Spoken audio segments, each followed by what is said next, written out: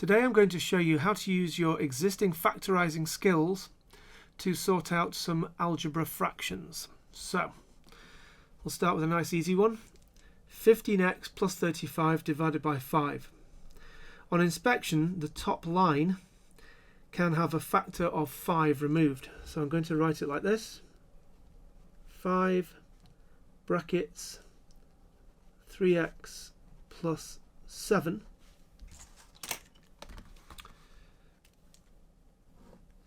over 5. The denominator hasn't changed. It might be useful just to take a brief detour here and talk about why it is you can simplify fractions of a numerical nature. So let's pick a nice easy numerical fraction which should simplify. Let's pick 18 over 27. Let's think about that fraction.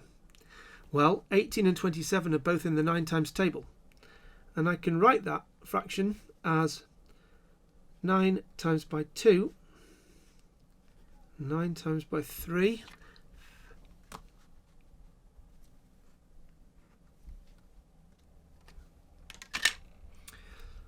and writing it like this allows me to see that 18 as a multiplication is 9 times 2.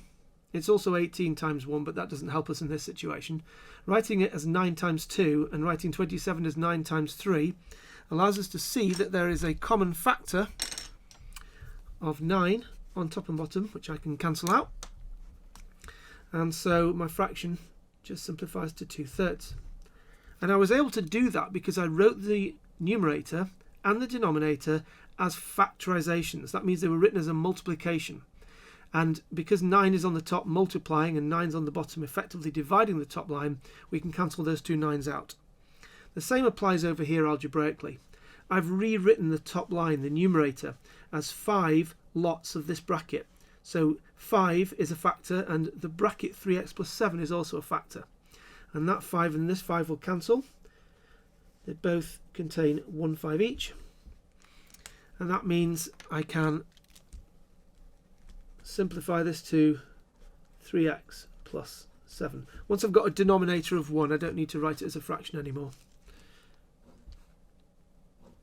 And I underline my answer. Next question. So on inspection, the next question has coefficients within the numerator of 8 and 13. 8 and 13 are not in the same times table other than the 1 times table, and that doesn't really help us. So let's look at the algebra of these two terms. I've got c squared and a c. So I can take out a common factor of a c on the top line. And if I take out c from this term, I'm going to need 8c to multiply that c to get 8c squared back again. And I need a 13 here. And then on the bottom line, nothing's changed there. Again, I'm now in a position to divide top and bottom by c and eliminate that common factor, because once I've got a denominator of 1, I don't need to write it as a fraction anymore. I can also get rid of the brackets. And underline my answer. All good. Next question.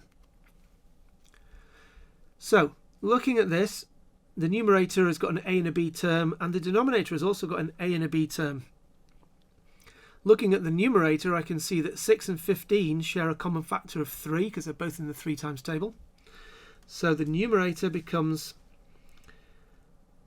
3 lots of 3 times 2 makes 6. I need an a to rebuild the term. And then 3 times 5 makes 15. And I need the b to rebuild the term as well. 3 2a's are 6a, 3 5b's are 15b. Now let's look at the numerator. 8 and 20, both in the 4 times table. Take out a factor of 4. 4 times 2a makes 8a. And 4 times 5b makes 20b. Now that's handy, because the numerator contains factors of 3 and the bracket 2a plus 5b, and the denominator has a factor of 4 and also the bracket 2a plus 5b. So in this situation, the factor I'm going to eliminate from top and bottom is actually the entirety of the bracket 2a plus 5b. There's one of those on the top and bottom, so I've just got a 1 left from each of those. And so all that's left really is this fraction 3/4. That's my answer. 3/4. Underline my answer. All good. Next question.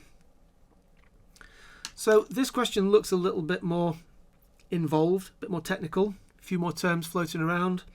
So let's just go through it systematically. Look at the numerator. The big number, the coefficient at the front, 9 and 36, both in the 9 times table. So I know I can take out a 9 as a common factor on the top. They've both got some x's. That one's got x to the power 1, that's got x to the power 2.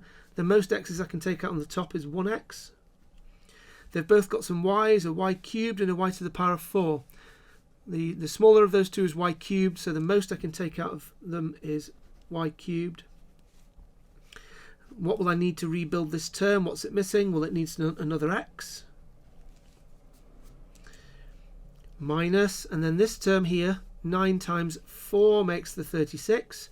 I've already got an x, but I need another y to get y cubed up to the power of 4. So, I need another y there. And then on the bottom, 63, I'm going to write that as 9 times by 7. That's just so I can remember to cancel out my factor of 9 there. And then the bottom, well, there's nothing really I can take out of x cubed y. But I can do some cancelling now that the top line has been factorised. So the top line is 9 times x times y cubed times that bracket. So let's look at the bottom. What's common? They have a 9 top and bottom. One of those each. There's a 7 on the denominator, but I haven't got a factor of 7 on the top. Can't do anything else there. There's an x on the top and an x cubed on the bottom. So I can get rid of 1x, and I do this on the bottom by changing that power of a 3 to a 2. And then similarly, there's a y on the bottom and there's y cubed on the top here. So I'm going to get rid of that y there, and I'm going to change that power cubed there to a squared because I've cancelled one of the y's with that one on the bottom. Let's just tidy up the terms. On the top line, I've got y squared, and then I've got the bracket x minus 4y, and then on the bottom I have 7x squared.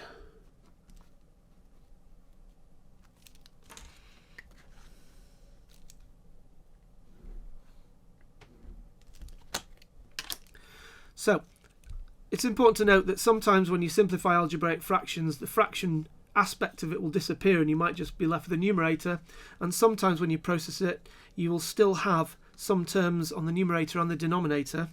It's just that they'll be simplified and the expression can't be processed any further. There we go. That should help.